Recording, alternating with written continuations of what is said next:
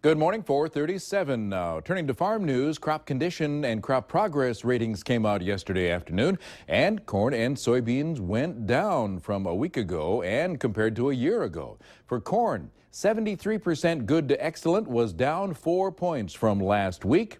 Indiana, Kansas, and Missouri showed the most poor condition corn. Soybean conditions declined from 67% good to excellent to 65%. Soybean planting only increased by 3% in the last week from 87 to 90%. Soybean emergence increased from 75 to 84% in the last week. Winter wheat, 19% harvested compared to 11% last week and a 31% average. Spring wheat was 23% headed compared to a 15% average. Spring wheat condition ratings up a little, as was barley. 38% headed compared to 14% average, and barley conditions improved slightly in the last week.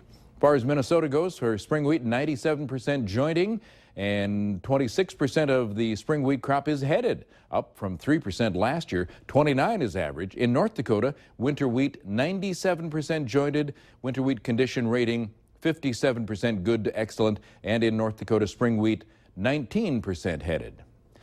Farmers are finding yellow leaves in some corn and soybean fields. In soybeans, agronomists tell us it's iron deficiency, but in corn, it's a sulfur deficiency.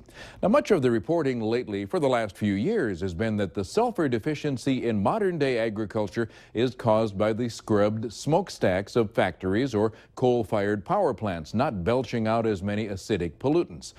But apparently that's not completely true. Well, that's the first thing that people say when they say a sulfur problem, but we've never, in North Dakota, we've never received a lot of sulfur from the air. We just never have. You know, if you go back into time 20 years ago or so, maybe the amount of sulfur that we received is maybe 4 or 5 pounds per year out of the year. Now it's around 3. So yes, it had some impact. You know, the Chinese are working as hard as they can to give us more, but it's just not enough. So that's part of it. The other part of it is we continue to lose topsoil with wind erosion, and so there's not as much organic matter to mineralize.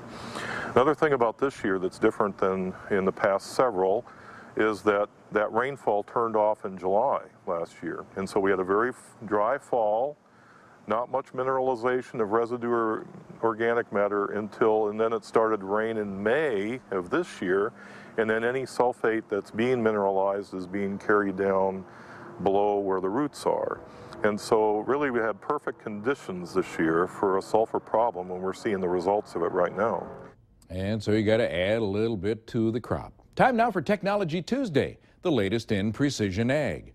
Well, for years, farmers have been taking soil samples, then sending them off to the lab.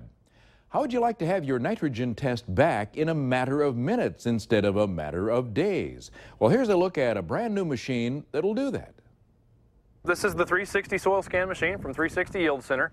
This machine is designed to give you real-time results, so you can take it out, pull soil samples rather, and bring it back and get nitrate results right now. The thing I love about the machine is the more you use it, the more cost-effective it becomes, and so it incentivizes doing the right thing. Hey, you had a big rainstorm, let's get out there in the field and check and see what we've got for available nitrate. So we haven't had any rain for 2 weeks, well, let's get out in the field and see what we've got going on. I was with a gentleman in west central Illinois last week, and he was thinking because they'd had some rain, the rule of thumb is, oh, we've had some rain, he wanted to go put some more nitrogen on. We took the soil scan out and realized he still had plenty of nitrate left, plenty of very available nitrogen, and so we saved him about $15 an acre because he was going to go put on another 30 or 35 units, and he didn't need to do that. People say, well, how's it compare to, say, AgVice, Midwest Labs, any of the actual labs? Well, they find that it consistently runs a couple parts per million lower than the actual lab. So it's very consistent, and it's consistently just a little bit low. So as long as you think you have some sort of a metric there, you have an idea. It does help a guy sleep better at night, absolutely. You can get more information on the soil scan machine from Kurt at Dynamite Ag on his website, or contact a local 360 Yield Center dealer like Peterson Farm Seed. Yesterday morning, we heard from Jerry Cox and Kip Cullers on reasons they believe in foliar feeding to achieve their yield goals. Jerry, corn champ, Kip is soybean king. But that was last year. What are their yield goals for this year? We achieved almost 350 this past year. We had 349. So I guess 400 would be the next logical goal.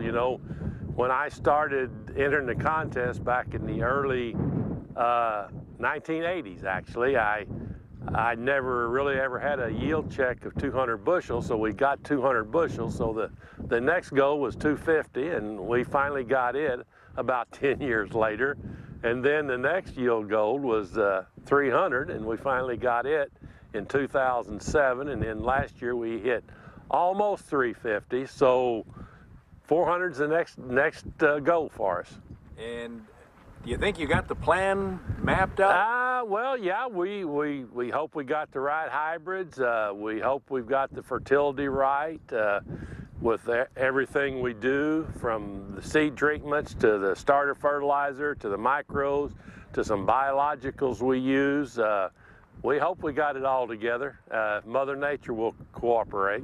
Are we going to break the world record this year? You know, probably not. But every time we broke the world record, we was planting them around the 5th of April. And this year, planting them the 5th of June is probably not going to set the world on fire. But, you know, they'll make 100 pretty easy. But, you know, probably 200 bushels is probably out the window. They'll make 100 bushel easy. Oh, my goodness. All right, it's 4:43. That's our farm news this morning. And coming up right after the break, yesterday morning storms roaring through Cleveland, western New York, and Pennsylvania this morning. We'll check our forecast for farming right after the break.